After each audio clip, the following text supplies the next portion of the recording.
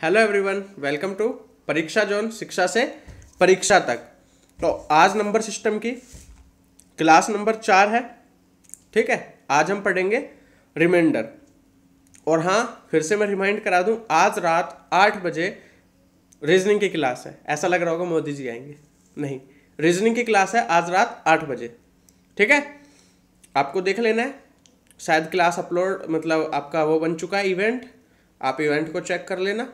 ठीक है, चलिए अभी हम अपनी नंबर सिस्टम की क्लास को कंटिन्यू करते हैं। कल कुछ बच्चों के डाउट थे, पहले वो क्लियर कर लेते हैं। ठीक है, फिर आगे करेंगे। तो पहले मैं देख लेता हूँ एक बार डाउट क्या क्या थे। तो मैं यहाँ पे डाउट देख रहा हूँ। तो डाउट क्या है, एक तो क्वेश्चन नंबर में है डाउट 250 का, जब मैंने कल ये इवन फैक्टर करवाया था। हाँ, तो यही क्वेश्चन है। एक क्वेश्चन और है, वो भी मैंने देख लिया है, अभी बताऊंगा उसको भी। ठीक है, तो इसका कर लेते हैं, इवन फैक्टर निकाल लेते हैं। निकालो सभी। ठीक है, तो इसका क्या होगा, 2 से किया, फिर इसको किससे करेंगे, 5 से। 5 से क्या आएगा, ये आएगा। ठीक है, यही आएगा ना। हाँ, फिर इसको 5 से कर लेते हैं, 5 और फिर 5 से कर लेते हैं तो 1। गलती तो नहीं हुई है कहीं, चेक कर लेते हैं, शायद कल इसी वजह से कोई गलती हुई होगी। तो हमने यहाँ पे किया तो देखा हमने कि 2 से किया तो 125 आ गया, 5 से किया तो 25 आ गया, और फिर 5 से किया तो यहाँ से क्या निकल के आया रिजल्ट, 2 की पावर 1 इंटू 5 की पावर 3, ये रिजल्ट निकल के आया। ठीक है, तो अब इसमें क्या करते थे इवन फैक्टर निकालने के लिए कल, वही है सेम। मैं इसको रफ कर देता हूँ साइड वाले को।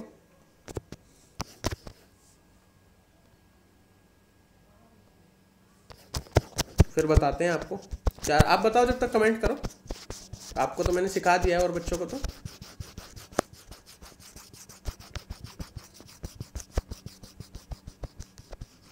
चलिए अब मैं आपको ये कराता हूँ। तो इवन फैक्टर निकालने के लिए सम क्या था कि जो ये फॉर्मूला बताया था, एक तो मैंने पहले जो इसकी पावर थी उसमें 1 ऐड करते थे, मतलब कलर चेंज कर ले। चलो अब आएगा, तो 2 की पावर में 1 ऐड किया तो 2 का स्क्वायर। इवन वाले में -a करते थे, मतलब 2। ठीक है, और 2 - 1 1 इंटू 5 की पावर 3 है, इसमें एक ऐड करेंगे, 5 की पावर 4 -1 अपॉन में 4। ठीक है, इतना कर लिया, इसको सोल्व कर लेते हैं अब हम। 2 का स्क्वायर 4, 4 में से 2 गए, बचेंगे कितने, देखो इधर, 2 का स्क्वायर 4, 4 में से ये 2 गए तो बचेंगे कितने, यहाँ पे लिख लेता हूँ 2 इंटू, ये इक्वल है यहाँ पे। ठीक है, इंटू, अब इसको सोल्व करेंगे तो क्या आएगा 625, 625 में से एक गया तो 624, नीचे क्या बचेगा 4। इधर से 2 से इसको काटेंगे तो 2 आ जाएगा यहाँ पे, फिर 2 से इसको काटेंगे तो कितना आ जाएगा, 624 को 3। ठीक है, 1 2।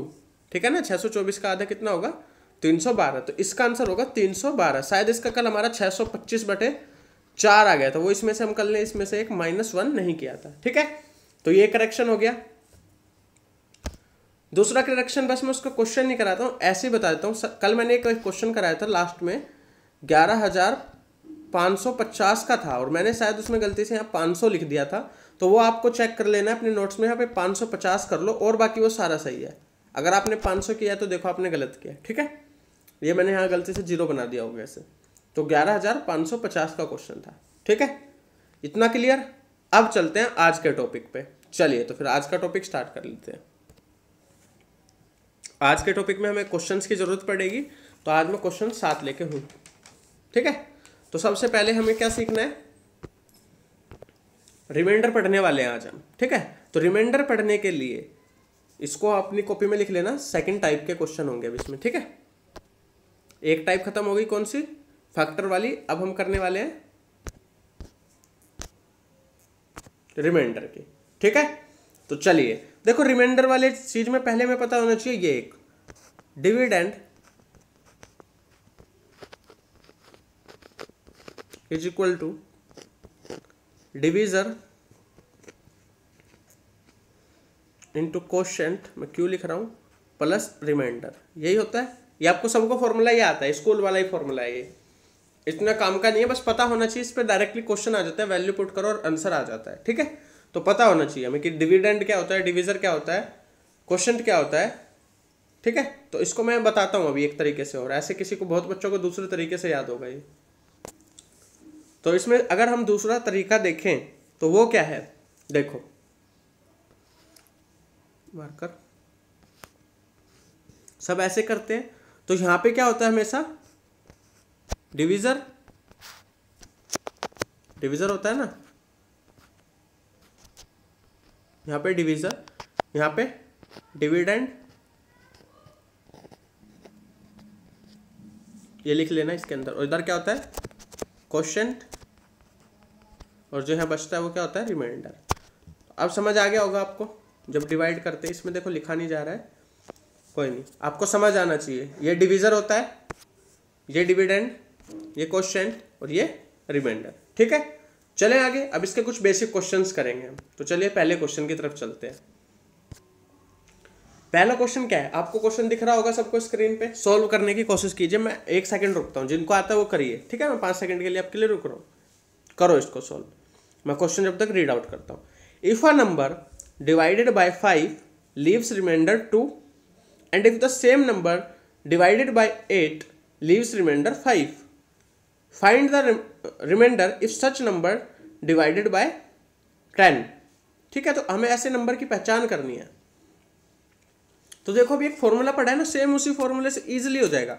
नहीं, ये सोचने से भी हो जाएगा, बट सोचने वाली चीज़ें आप कर सकते हो, सबको आती है, बट हमें जो सीखना है प्रॉपर मेथड वो मैं बताता हूँ। ठीक है, तो अब तक आपने कर लिया होगा जिसको करना होगा। चलो 1 सेकंड 2 सेकंड और रुक जाते हैं। तो चलिए अब मैं कराता हूँ, देखो कुछ नहीं है, सेम उसी तरीके से करेंगे। ये क्या है, if a number divided by 5, तो 5 क्या होगा यहाँ पे डिविडेंड, सॉरी डिविजर, 5 क्या होगा डिविजर, तो 5 लिख लिया मैंने। उसके बाद लीव्स रिमाइंडर 2, तो यहाँ पे जो रिमाइंडर होता था प्लस में 2 लिख लिया। ठीक है, यहाँ से इतना पता चला। अब जिससे मल्टीप्लाई होगा क्वोशिएंट वो हमें पता नहीं, वो मैंने x मान लिया, और वो जो नंबर निकालना है उसको n मान लिया। क्लियर, चलूँ आगे। अब आगे देखें, ऐसी दूसरी इक्वेशन लिख ले। अगर सेकंड केस में क्या बोलता है, सेम n के लिए अगर इस नंबर को क्या बोलता है डिवाइडेड बाय 8, तो 8 से डिवाइड करें। फिर से मैंने इसको x ही माना है, मुझे नहीं पता, अब y मान लेते हैं क्यों, क्योंकि अलग हो सकता है ना मल्टीपल, तो इसको मैंने मान लिया y। ठीक है, और रिमाइंडर कितना बचा इस बार 5, इतना बचा। अब इन दोनों इक्वेशन को हमें क्या करना है कंपेयर। देखो ये भी n की वैल्यू है और ये भी n की वैल्यू है, तो मैं दोनों को कंपेयर कर लूं तो क्या इक्वेशन आई है याद कर लो एक बार, मैं रफ कर रहा हूं।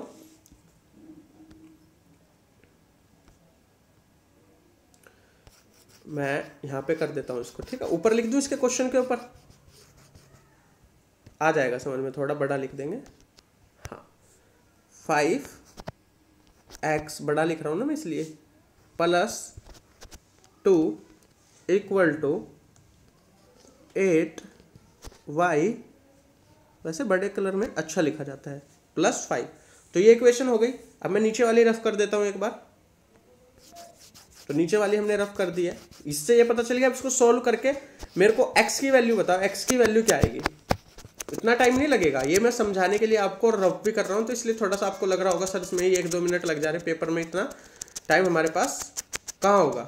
मैंने आपको क्लास में भी पढ़ाया है, इनमें से कुछ बच्चों को जो देख रहे हो आप, तो आपको पता होगा इतना टाइम नहीं लगता है इन क्वेश्चंस में। ठीक है, तो इसको सोल्व करेंगे तो क्या आएगा, इसको सोल्व करने पे क्या आ रहा है, तो यहां से x की वैल्यू क्या आएगी 8y प्लस 3 डिवाइडेड बाय 5, यही वैल्यू आएगी x की वैल्यू। ठीक है, अब कुछ नहीं करना है हमें ना, इसमें वैल्यू पुट करके देखनी है, वैल्यू पुट करके देखनी है। कैसे पुट करेंगे, सपोज करो y की वैल्यू हम शुरू करते हैं 0 से, y की वैल्यू 0 से शुरू करते हैं, 0 1 2 3 4 ऐसे, ठीक है। हिट एंड ट्रायल ही करना पड़ता है, बट इजीली हमें पता चल जाएगा। अभी बताता हूँ कैसे। मैं इसको एक बार ना पूरा रफ कर लेता हूँ, बस ये वाली वैल्यू याद रख लेते हैं, ये वाली, ठीक है। तो क्या आई थी वो वैल्यू, यहाँ पे लिख देता हूँ, x is equal to 8y plus 3 upon में 5, ये वैल्यू आ गई थी अपनी, ठीक है। चलिए, तो ये वैल्यू आ गई। इसमें अब क्या करना है, मैं y की वैल्यू पुट कर रहा हूँ और इससे सेटिस्फाई करने की कोशिश करेंगे हम इक्वेशन को। 1 मिनट रुकना, ये फिर से रफ होगा। मैं खाली जगह देख लेता हूँ, इस पेज पे करा दूँ, इस पेज पे कर लेते हैं, पीछे वाले पे, ठीक है। तो देखो क्या इक्वेशन थी, याद रखो, x is equal to 8y plus 3 upon में 5। अब ना आप ये सोच रहे होगे y की वैल्यू 0 1 2 3 ही क्यों पुट करें। देखो x और y जो है हमारे दोनों ही क्या है, बिलोंग्स टू इंटीजर, इंटीजर है। क्यों, क्योंकि जब भी आप कोई डिवाइड करते हो तो ऐसे थोड़ी करते हो, 8 का पढ़ा 1.5 तक पढ़ा 1.5 तक पढ़ा, हमेशा 8 1 जा 8 8 2 जा 16 ऐसे ही पढ़ते हो ना। तो ये जो 8y होगा, अभी जो इक्वेशन लिखी थी ये वाली ऐसे करके, n इज इक्वल टू में 8y, तो यहाँ क्या मतलब था 8 का, 8 जिससे हम भाग दे रहे थे, फिर कितने तक भाग दिया ये y, वही तो होगा क्वोशिएंट जिसे कहते हैं हम। तो यहाँ पे इसलिए y की वैल्यू 0 1 2 3 रख रहे हैं, ठीक है। जिससे, और इसको जब सोल्व करके जो हमारी वैल्यू आई ना वो पूरी आएगी कटने पे, पॉइंट में नहीं आनी चाहिए, ऐसी वैल्यू रखनी है y की, ठीक है। चलिए, तो मैंने y की वैल्यू मेरे को तो पता है, फिर भी आप रख लो। 0 से रखोगे तो देखो ये जल्दी हो जाएगा, इतना कोई हार्ड नहीं है। 0 से रखोगे 0, 3/5 नहीं होगा। 1 रखोगे तो 8 आ जाएगा। 1 मिनट में कलर चेंज करके समझा देता हूँ। अगर y की वैल्यू 1 रखोगे तो क्या आएगा, 11/5, ये भी नहीं है पूरा कर। 2 रखोगे तो 19/5, नहीं हो रहा, ठीक है। अब रख लेते हैं हम 3 रखेंगे तो क्या होगा, 24 प्लस 3 27/5, अभी भी नहीं हो रहा। अब आ रही है समझ में कैसे वैल्यू रखनी है। 4 रखोगे देखो हो जाएगा, 8 4 जा 32 प्लस 3 35/5, तो पूरा पूरा कट गया। यहाँ से x की वैल्यू क्या निकल के आई, 7, ठीक है। तो y की टेबल हम 4 तक पढ़ते हैं, x की टेबल हम 7 तक।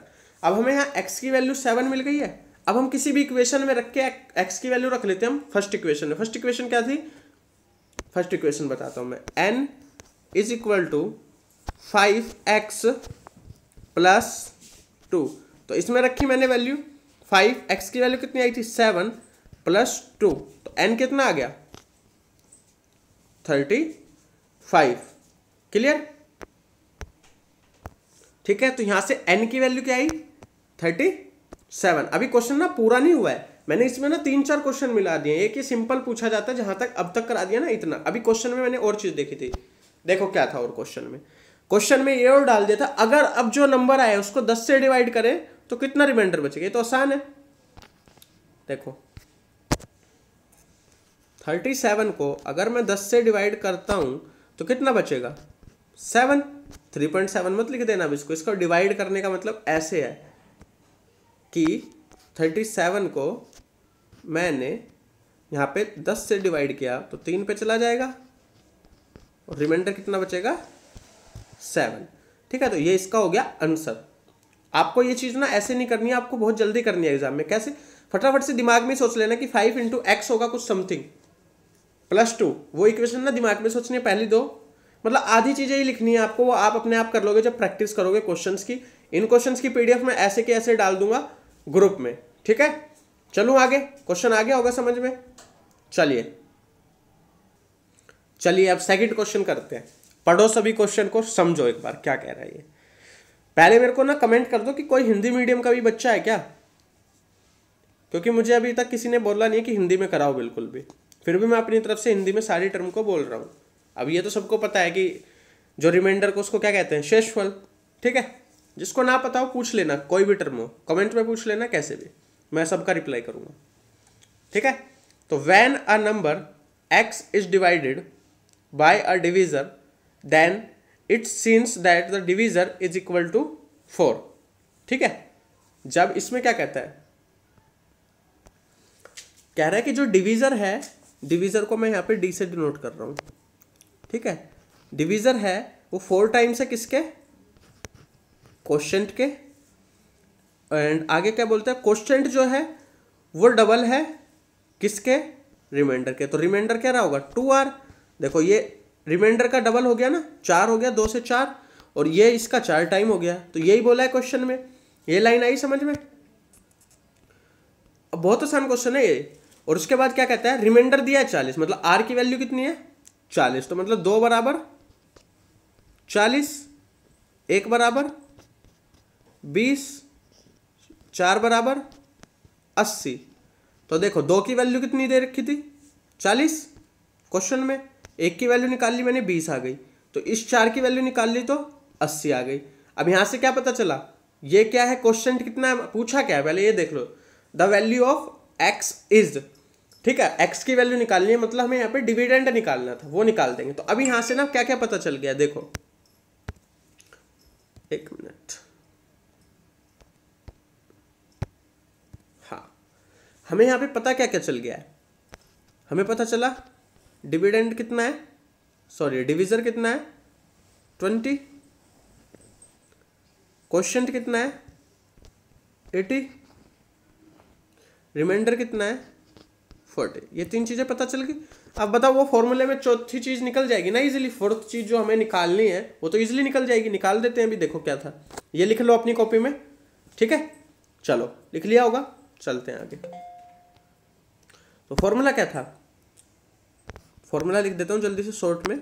डिविडेंड इज इक्वल टू, ये डी का मतलब है divisor, into quotient plus remainder. अब यहाँ पे डिविडेंड की वैल्यू क्या है, आप मेरे को बताओ डिविडेंड की वैल्यू, ये निकालनी है, इसको मैंने x मान लिया। ये क्वेश्चन में देखो ये x दिया हुआ है, ठीक है, यहाँ पे देखो ये x दिया हुआ है ना, ये यही x है। d की वैल्यू कितनी आई थी याद है, बताओ कितनी आई थी, 80 आई थी। d की वैल्यू 80 थोड़ी आई थी,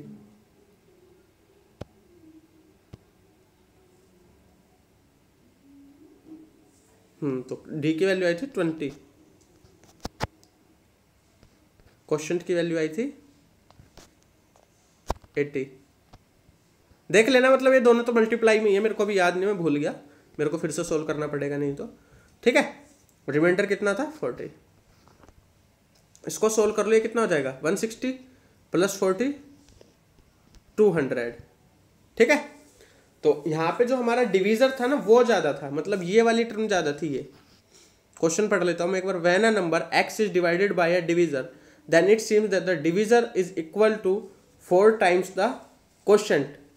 हाँ तो इसका मतलब क्या है, डिवीजर 4 गुना था क्वोशेंट के, तो मैंने वहां पे लिखा था ना 4d is equal to 4q, उसको ना ये सही कर लो। इसका मतलब था 4d इज इक्वल टू में q, जो डिवीजर है वो 4 टाइम्स है क्वोशेंट के। क्लियर, तो कोई फर्क नहीं पड़ेगा अगर इसमें थोड़ा बहुत चेंज भी हो जाएगा ना, अगर आपको लैंग्वेज भी समझ नहीं आई, फिर भी डिवीजर और क्वोशेंट में आपको कोई दिक्कत नहीं आने वाली है, ठीक है। आंसर 200 ही आएगा क्योंकि रिमाइंडर सेम है, और इधर गुना 20 को 80 से कर लो या 80 को 20 से कर लो, एक ही बात रहने वाली है, तो इतना कंफ्यूजन नहीं करनी है, ठीक है। चलें आगे। आगे चलने से पहले ना मैं आपको एक केस समझा देता हूं। चलिए यहाँ पे खाली पेज है, यहाँ पे समझ लेते हैं। तो एक कंसेप्ट समझ लेते हैं। देखो अगर मैं बोलूं कि कोई n1 नंबर है, क्या है, कोई n1 नंबर को हम d से डिवाइड करते हैं, कोई d से डिवाइड कर रहे हैं कोई वैल्यू, तो वो रिमाइंडर देती है r1, ठीक है। सिमिलरली कोई n2 नंबर है, उसको भी d से डिवाइड कर रहे हैं सेम, तो वो रिमाइंडर देती है r2। हमें नहीं पता, अलग आया होगा। और अगर हम n1 प्लस n2 नंबर है और उसको भी d से डिवाइड करते हैं, तो ये रिमाइंडर देती है r3। तो इन तीनों का रिमाइंडर ये आया इन वैल्यूज का, n1 का रिमाइंडर r1, n2 का r2, n1 प्लस n2 का r3, ठीक है। तीनों का रिमाइंडर ये आ गया, क्लियर, ये सेम है। तो यहां से एक फॉर्मूला निकलेगा, d की वैल्यू पूछेगा, वो d की वैल्यू क्या होगी ऑलवेज, तो d की वैल्यू के लिए एक फॉर्मूला लिख लो सभी। d इज इक्वल टू हमेशा r1 प्लस r2 और इसमें से r3 घटा दो, ठीक है। तो ये हमेशा के लिए आपको याद कर लेना है। आज राइटिंग थोड़ी सही हो गई है, ठीक है, क्योंकि हम भी फैमिलियर नहीं है ना इससे, घर से पढ़ाना पड़ रहा है आप सभी को। चलिए ठीक है। R1 R2 minus R3। आप ना शेयर कर दीजिए कीजिए इस वीडियो को, जितना ज़्यादा शेयर करोगे आपसे कोई एक्स्ट्रा कुछ नहीं है ना, बस आपको शेयर करना है वीडियो को और कुछ नहीं। आप शेयर कीजिए ज़्यादा से ज़्यादा, ठीक है, शेयर कीजिए और पढ़िए, कोई दिक्कत है तो पूछ लीजिए। शेयर नहीं करोगे तो देखो हमें भी दिक्कत होगी ना फिर। चलिए आगे चलते हैं। चलो तो इसका अब एक क्वेश्चन कर लेते हैं। ये रहा question. When two numbers separately divided by 33, the remainders are 21 and 28। देखो क्वेश्चन सेम है। यहाँ पे क्या है, दो नंबर है n1 एंड n2, और इनको क्या कहा 33 से डिवाइड करा। सेम उसी फॉर्मेट में लिख रहा हूँ मैं, आप आंसर अपने आप बता देना जल्दी से। तो इसमें रिमाइंडर आया 21, इसमें आया 28, और अगर इन दोनों को साथ में डिवाइड किया n1 प्लस n2 को 33 से ही, तो रिमाइंडर आता है, तो रिमाइंडर क्या होगा ये पूछा है, ठीक है। तो यहाँ पे क्या पूछा है कि रिमाइंडर क्या होगा। तो अब इनमें से कुछ आसान है, बिल्कुल कर लेते हैं फटाफट। क्या फॉर्मूला था, d इज इक्वल टू में R1 प्लस R2, शायद आपको ना क्वेश्चन नहीं दिख रहा होगा, एक मिनट रुक जाओ, हाँ अब क्वेश्चन दिख रहा होगा। d is equal to R1 plus R2 minus R3, ठीक है। तो d की वैल्यू कितनी दी हुई है 33, इक्वल टू R1 की वैल्यू कितनी दी है 21 प्लस 28 माइनस R3। ये आ गया। सॉल्व करो सभी। अगर इधर घटाते हैं तो कितना बचेगा, R3 की वैल्यू मैं डायरेक्ट लिख रहा हूँ क्योंकि इसमें जगह नहीं है, आप सोल्व कर लो। 28 में से 33 को इसमें से माइनस करेंगे, देखो सीधा सीधा दिख रहा है कितना, 5 कम पड़ रहा है ना, हाँ तो 5 इसमें से घटा दो, मतलब 16 इसका आंसर हो गया, ठीक है। चलूँ आगे, क्लियर आपको इतना सब। चलिए आगे चलते हैं, अगला क्वेश्चन देखते हैं। पढ़ो क्वेश्चन को और सोल्व करो अब इसको, आपके पास 10 सेकंड का टाइम है। क्वेश्चन क्या कह रहा है, if two number separately divided by A number separately divided by a number D, वही है डी माना हुआ है, तो रिमाइंडर आया 4375, एंड दोबारा दूसरे नंबर को क्या किया, उसका आया 2886। देखो सेम क्वेश्चन है, जल्दी से करो, कमेंट का इंतजार है मुझे।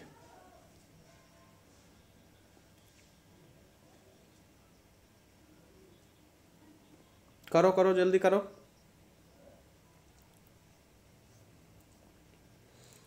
और जिनको पीडीएफ चाहिए, वैसे तो सभी के पास ये क्वेश्चंस बुक में भी होंगे क्योंकि सबके पास बुक होगी, जिसके पास बुक नहीं है पीडीएफ भी मिल जाएगी इन क्वेश्चंस की, चाहिए तो बता देना मुझे। वैसे तो मैं डालने वाला हूँ टेलीग्राम ग्रुप में, जो नहीं है ग्रुप में वो ज्वाइन कर लो जाके वहाँ पे जल्दी से, क्योंकि वहीं पे एक सोर्स ऐसा है कि जहाँ पे मैं आपको पीडीएफ प्रोवाइड करा सकता हूँ। फेसबुक ग्रुप में भी प्रोवाइड करा दूंगा, अगर आप फेसबुक ग्रुप भी ज्वाइन कर सकते हो जो टेलीग्राम नहीं चलाता है, ठीक है। तो चलिए इस क्वेश्चन को करते हैं अब हम।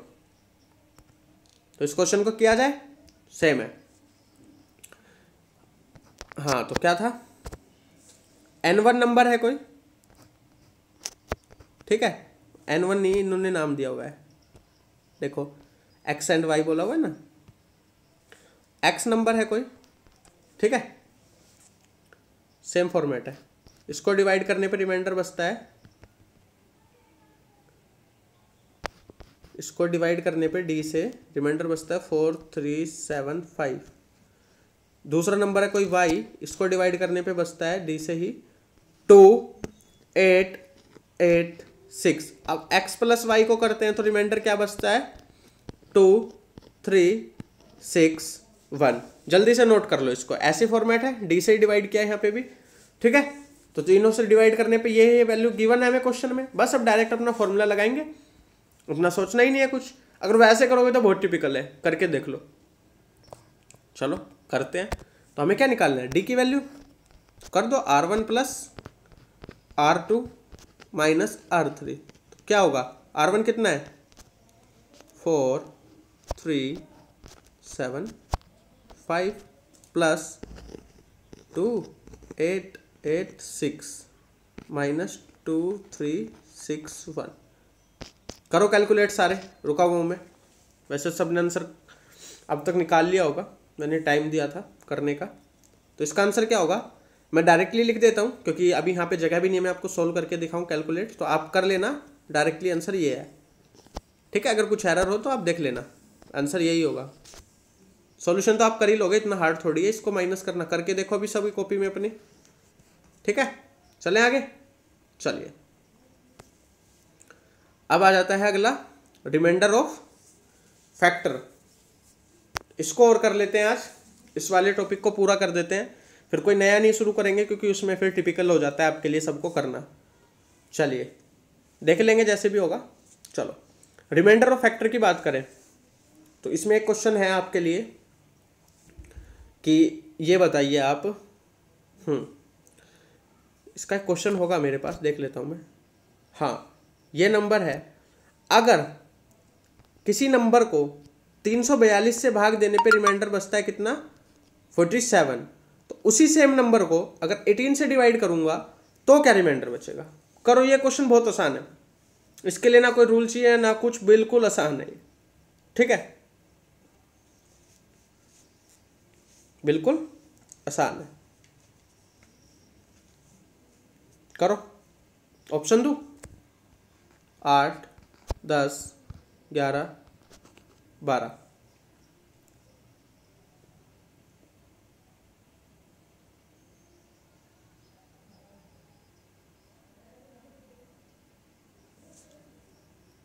चलो कराता हूं मैं अब। देखो यहां पे ध्यान से देखोगे ना, अगर मैं बोलूं, अगर चलो यहीं पे समझा देते हैं, 47 को 342 से डिवाइड करूंगा तो क्या रिमाइंडर आएगा, जब भी 47 ही आएगा, पता है। ठीक है, एक दूसरा तरीका ये भी है, पहले इसमें 47 ऐड करो, फिर एक नंबर आएगा, फिर उसको 342 से डिवाइड करो, फिर भी रिमाइंडर 47 ही आना है। तो इसलिए डायरेक्टली इसको हम ऐसे लिख सकते हैं, कोई दिक्कत नहीं है। इतनी बात आई समझ में। अब देखो 342 जो है, क्वेश्चन की तरफ ले जाता हूं फिर आप भूल जाओगे नहीं तो। हाँ, क्वेश्चन में देखो 18 है और 342 है। अब यहाँ पे जो 342 है, यहाँ पे क्या लिखा है, रिमाइंडर ऑफ फैक्टर। इसका मतलब ध्यान से समझना, इस टर्म में ही बहुत कुछ छुपा हुआ है। देखो 342 है, वो 18 का फैक्टर है, पता है आपको सबको। फैक्टर का मतलब बस एक बार डिवाइड हो जाए 18 से, करके देख लो। ठीक है, तो ये 18 का फैक्टर है, कट रहा है पूरा पूरा, डिवाइड कर लो एक बार, कट जाएगा। तो अब हमें कुछ नहीं करना है इसका आंसर निकालने के लिए ना, बस इतना सा करो, 47 को लो और डायरेक्टली 18 से डिवाइड कर दो और आंसर आपके सामने आ जाएगा। तो आंसर क्या आएगा, 11, क्योंकि 18 टू जा 36 होता है ना, और 47 में से 36 गए तो बचेगा कितना, 11। तो 11 क्या हो गया यहाँ पे आंसर। क्लियर है, तो ये चीज भी समझ आ गई। चलो एक क्वेश्चन अब तुम और करके दिखाओ, मैं यहाँ पे वैल्यू चेंज कर रहा हूँ।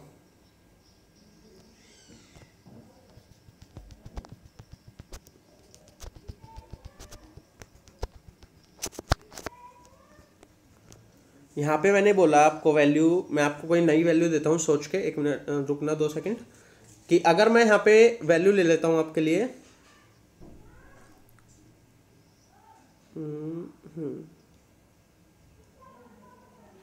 हाँ, एक नंबर को अगर हम 8 से डिवाइड करते हैं तो वो रिमाइंडर देता है 5। ठीक है, अब सेम नंबर अगर हम 3 से डिवाइड करें तो कितना रिमाइंडर देगा, जल्दी बताओ। अब देखो इसका फैक्टर भी नहीं है, फिर भी हो जाएगा ये।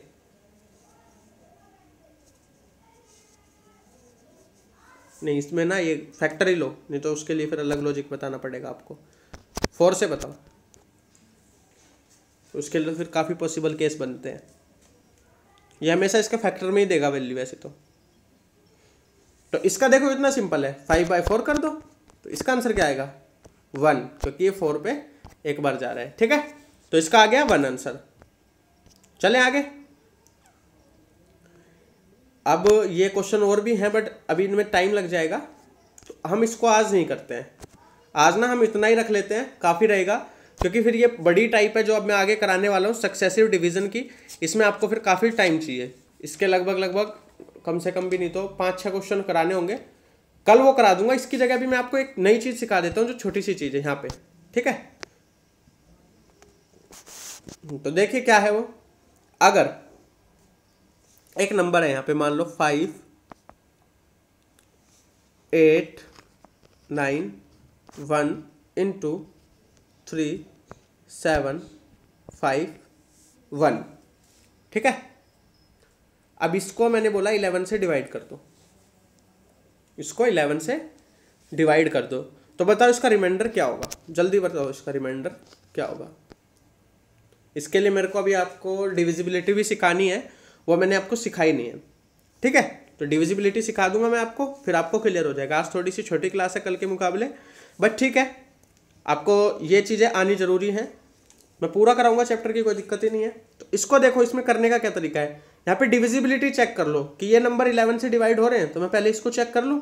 तो इसको चेक करोगे तो देखो 5 और 3 8, अभी आपको पता नहीं होगा ये मैं क्या कर रहा हूँ, और 7 और 1 8, और जब इन दो वैल्यू का सम, या इसको मैं डिवाइड करके दिखाता हूँ क्योंकि अभी चीज़ मैंने ये आपको सिखाई ही नहीं है। इसको करो 11 से डिवाइड, 11 3 जा 33, बचेगा 4, 11 4 जा 44, एक बचेगा, 11 1 जा 1 11, ठीक है। तो ये पूरा इससे कट गया ना, इसका मतलब यहाँ पे रिमाइंडर क्या बचा, 0।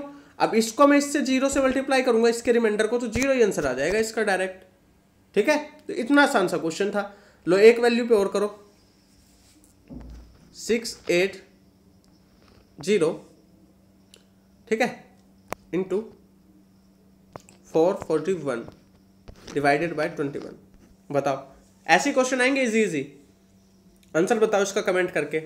आज आपका टेस्ट भी हो रहा है थोड़ा थोड़ा, ठीक है। तो इसका भी बताओ आप कमेंट करके क्या होगा। देखो इसमें भी सेम है, ये 21 का स्क्वायर है ना, तो ये भी 0, तो इसका भी आंसर क्या आ गया 0। अब ये सारी चीजें वैसे मैं दोबारा कल भी सिखाऊंगा, यहाँ पे बहुत सारी चीजें रिमाइंडर थ्योरम वगैरह वो हम कल करेंगे, ठीक है। अभी आपको एक चीज और ध्यान रखनी है, जरूरी है, वो जो कल आपकी आज ही रात को 8 बजे आपकी रीजनिंग की क्लास है, उसको जरूर देखना है। उसके बाद संडे को आपका करंट अफेयर होगा दिन में 10 बजे, उस दिन मैथ की मतलब उस दिन और कोई क्लास नहीं होगी, बस करंट अफेयर की क्लास होगी आपकी, ठीक है। मंडे टू सैटरडे ये कंटिन्यू रहेगी। अगर आपको लगता है कि हाँ थोड़ा बहुत गैप चाहिए सर, तो बता देना, मैं मंडे टू फ्राइडे कर दूंगा, 2 दिन आपके रिवीजन के हो जाएंगे, जैसा आप कहोगे वैसा हो जाएगा, ठीक है। आप मेरे को बता देना सभी मिलके एक बार। चलिए, थैंक यू वेरी मच।